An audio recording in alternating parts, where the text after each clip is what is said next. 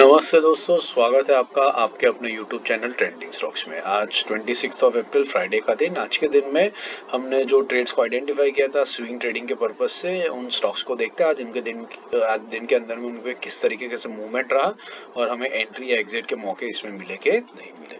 तो चलिए quickly video जल्दी से शुरू करते हैं। अगर आपने चैनल को अभी तक सब्सक्राइब नहीं किया है तो कृपया करके बेल आइकन प्रेस करके चैनल सब्सक्राइब कर लीजिए। हम इंट्राडे, स्विंग दोनों और पोजिशनल ट्रेड्स के लिए स्टॉक्स को एजुकेशन पर्पस के लिए आपके साथ शेयर करते हैं, उनका एनालिसिस और उनका सिलेक्शन क्यों वो शेयर करते हैं, और उसके बाद दूसरे दिन उसके अंदर किस तरीके से मूवमेंट हुआ उसका भी डिटेल्ड एनालिसिस का वीडियो आपके साथ में हमारी चैनल के थ्रू शेयर करते हैं। तो आपकी स्टॉक मार्केट की लर्निंग जर्नी को इंप्रूव करने के लिए आप हमारे साथ जुड़िए, अपने दोस्तों को भी जोड़िए। चलिए, पहला स्टॉक हमने जो आइडेंटिफाई किया था वो था कैन फिन होम्स। तो कैनफिन होम्स में मैं वीकली टाइम फ्रेम पर चार्ट लगा देता हूं और देखते हैं कि हमारी मूविंग एवरेजेस के हिसाब से हमने कहां पर किसमें किस तरीके से एंट्री लेने का मौका ढूंढा था। तो ये है कैनफिन होम्स का वीकली टाइम फ्रेम का चार्ट। सो इस स्टॉक के अंदर में हम देख सकते हैं कि एक second, there is some problem with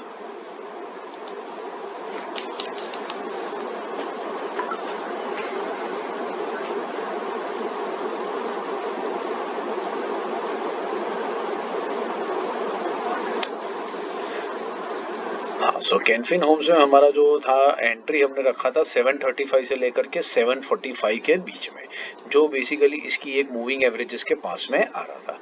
तो डेली टाइम फ्रेम पर देखते हैं कि इस स्टॉक ने आज किस तरीके से मूवमेंट दिया है। तो डेली टाइम फ्रेम में अगर ये हमारी रेंज की बाइंग रेंज के अंदर में आया 735 से 745, तो हमारी एंट्री इसके अंदर में बनती है, अदरवाइज हमारी एंट्री इसके अंदर में नहीं बनेगी। तो ये वीकली टाइम फ्रेम पे लगा देते हैं। तो देखिए, हाँ, डेली टाइम फ्रेम पर ये स्टॉक ने आज लो लगाया 741 का। तो हमारा एंट्री इसके अंदर में बहुत बढ़िया से हो गया।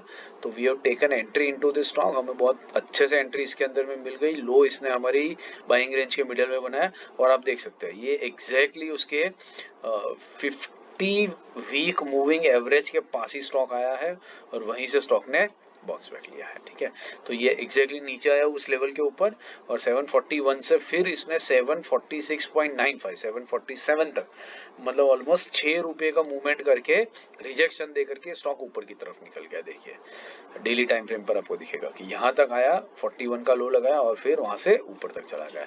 तो अगर आपने इस स्टॉक के अंदर में एंट्री करी होती तो एनीवेयर बिटवीन 1 to 1.5% आपका स्टॉक आज के दिन इंट्राडे में ही हाई लगा चुका होगा। अब वहां से हम वेट करेंगे कि ये स्टॉक ऊपर की तरफ जाता है और उसके 20 वीक मूविंग एवरेज को भी अगर टच करके आता है तो भी हमारा 4 to 5% का टारगेट बहुत इजीली इसके अंदर में से निकल सकता है। तो कैनफिन होम्स में अगर आपकी एंट्री हुई है, आपके एंट्री प्राइस पर आया है, तो इस स्टॉक के अंदर में आप वॉच लिस्ट पे लगा करके इसको बने रहिए और इसको ऑब्जर्व करते रहिए और देखिए कितना दिनों में ये 5% का मूवमेंट करके दिखाता है। नेक्स्ट स्टॉक जो हमने आइडेंटिफाई किया था वो था क्रेडिट एक्सेस ग्रामीण बैंक। 1420 से 1450 हमारा एंट्री लेवल था इस स्टॉक के अंदर में।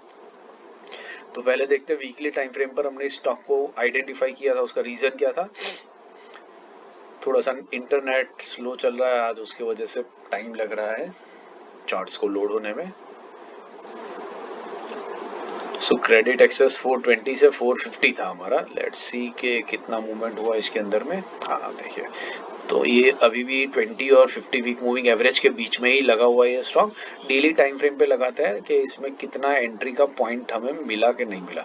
इसने लो लगाया 1455 का, हमारा बाइंग रेंज था 50 के ऊपर, 50 से नीचे तक का, मतलब ये हमारे एंट्री लेवल पे नहीं आया। ये बेसिकली हम इस स्टॉक को वापस कल के दिन वॉच लिस्ट पे रखेंगे, ऑब्जर्व करेंगे। अगर ये नीचे से आता है हल्के से और अपना 50 वीक मूविंग एवरेज के पास में आ जाता है तो हमें बहुत बढ़िया सी एंट्री यहाँ पर इसमें मिल जाएगी। फिलहाल इस ट्रेड में हमें कोई एंट्री, स्टॉक के अंदर में हमें कोई एंट्री मिली नहीं। तीसरा जो स्टॉक था वो था फिनोलेक्स केबल्स। 990 से 1000 की रेंज में हमने बाइंग के लिए इसको रखा था। ये इसका वीकली टाइम फ्रेम है, अपना 50-20 वीक मूविंग एवरेज के बीच में था, तो वहीं पर हमने एंट्री लेने का मौका ढूंढना था इसमें। डेली टाइम फ्रेम पे देखते हैं कि स्टॉक ने क्या किया है। इस स्टॉक ने लो लगाया है 1001 का, मतलब ऑलमोस्ट 1000 के पास आया और वहां 1 रुपये ऊपर ही रुक गया।